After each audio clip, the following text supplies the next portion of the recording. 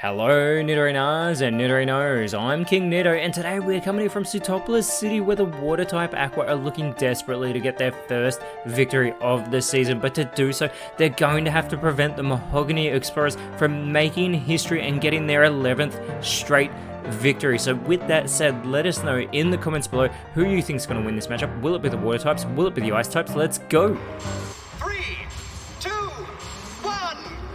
That is right though, last round the Mahogany Explorers equaled history with their 10th straight victory and now they're looking to get it for themselves with their 11th as they start out with Sneasler, who is exerting that pressure over the field, and the Aqua are definitely feeling that right now. It will be joined by Titan as it is for Alligator and Kingdra. Starting out for the Sootopolis, Aqua and Sneasler has been a fantastic Terra draftee for the Mahogany Explorers, fully embracing this ice typing, and with that speed control it is going to go with the defend order, immediately giving it a boost in both that physical and special defense, and it is a very physically offensive Pokemon as Kingdra looks to respond with the Brine, immediately going for Titan, gets a good connection there as well as Titan is going to respond with the Rock Wrecker, and it looks like it's going to go for Alligator, getting a fantastic connection, but for Alligator does respond with the Wild Bolt Storm, connecting with both ice types on the field here as Sneasler is going to go with the Icy Wind, clearly trying to capitalize on that part Dragon typing that Kingdra has, but it does also connect with for Alligator for not very effective damage. However, it does lower the speed stat of both water Pokemon on the field, but unfortunately Titan does have to recharge, which is great for the Aqua because it allows Kingdra to go for a Mega Drain, taking a little bit of health there from Titan, but it also restores Kingdra almost back to full strength. And now for Alligator is going to go with the first impression, but unfortunately it's too late to be making first impression, so that does fail, opening the door for Sneasler to go for a Wild Bolt Storm of its own. Super effective there onto for Alligator. They're almost getting the elimination, even getting the critical hit onto Kingdra as Titan follows it up with the high horsepower to get that 1-2 connection to take for Alligator out of this matchup, getting the early lead for the Mahogany Explorers. Kingdra does respond though with the Blue Flare, super effective there onto Sneasler, who's able to just hold on, but Inteleon comes out for the Aqua and is immediately on the receiving end of a quick attack there from Sneasler. Inteleon does respond, however, with the slack off, so it is immediately going to get its strength back to full. And so Titan is going to go for the Lunar Blessing, looking to restore some of its own health, but also cleverly restoring the health of Sneasler, who was in knockout range.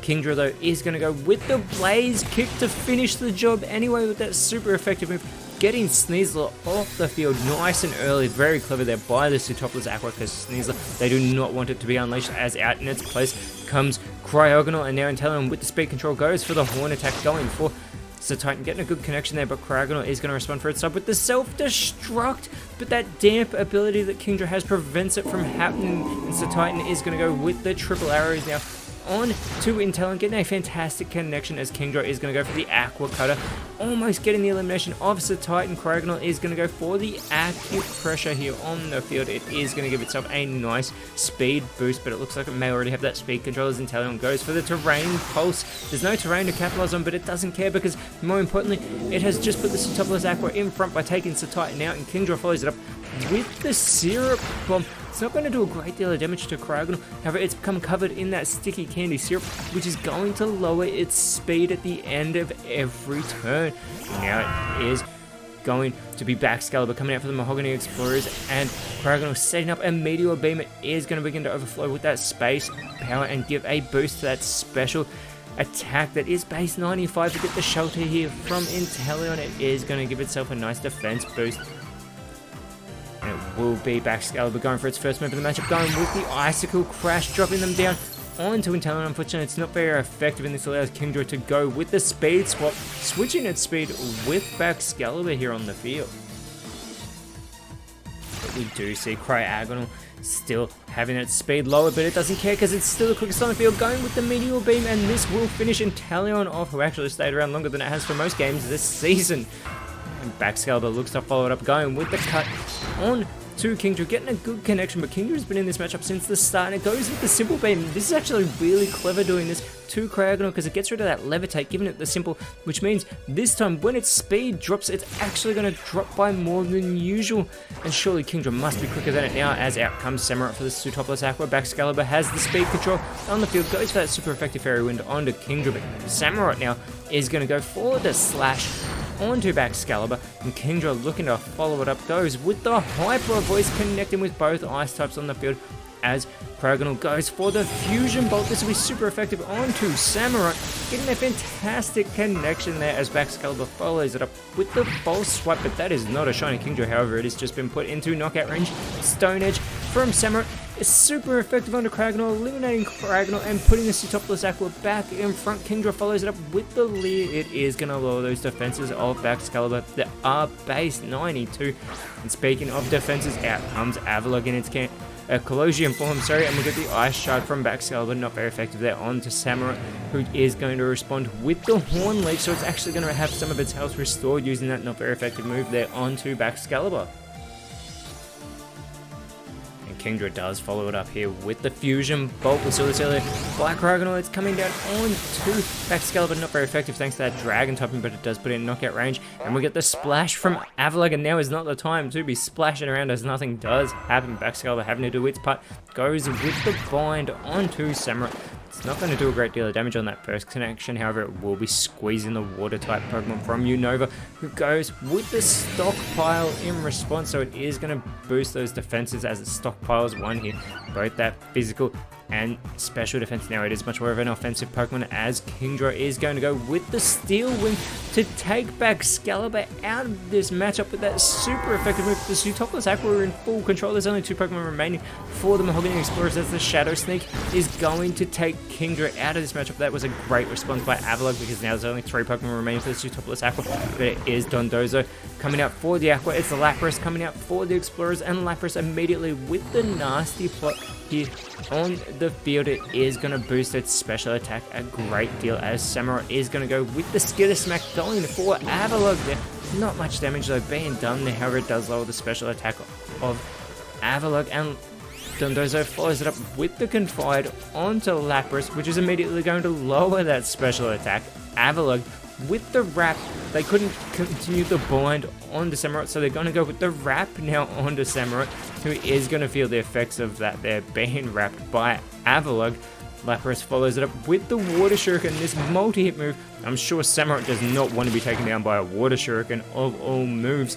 If you know why, you do know why.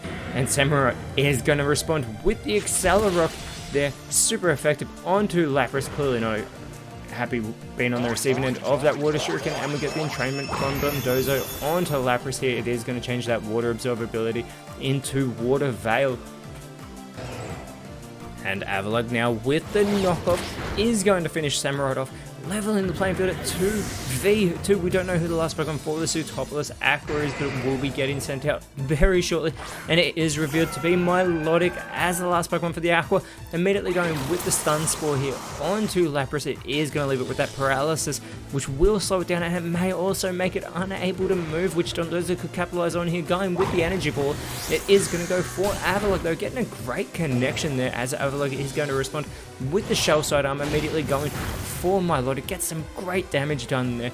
However, Lapras is unable to move due to its paralysis. This is great for the Aqua because this allows Milotic to go for the Peck, chipping away there a little bit at that health of Lapras. Dondozo follows it up with the Sand Attack, which is going to lower that accuracy, so if Lapras even shakes off that paralysis, it may not be able to see its targets. Avalugg is setting up for a Sky Attack. It does become cloaked in that harsh light as those wings take flight into the sky.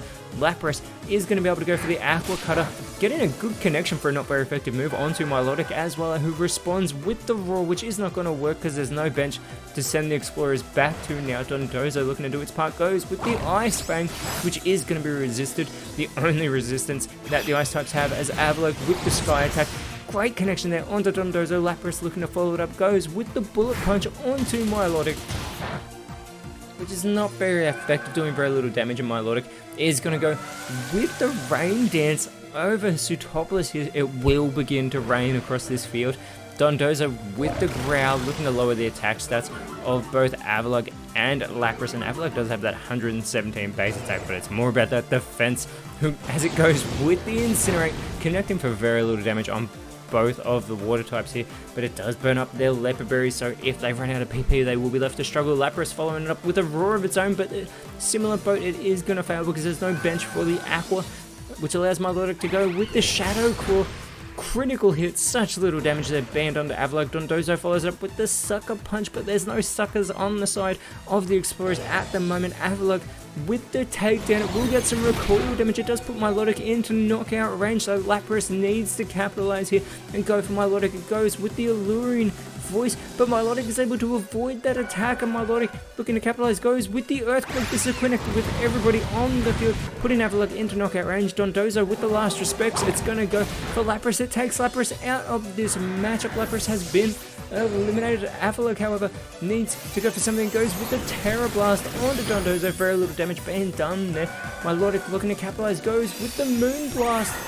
And the Explorers' win streak has come to an end, but the Sootopolis Aqua's losing streak has also come to an end as they get their first victory of the season. And that is great for them, as the next round they're looking to face the Golden Road Guild.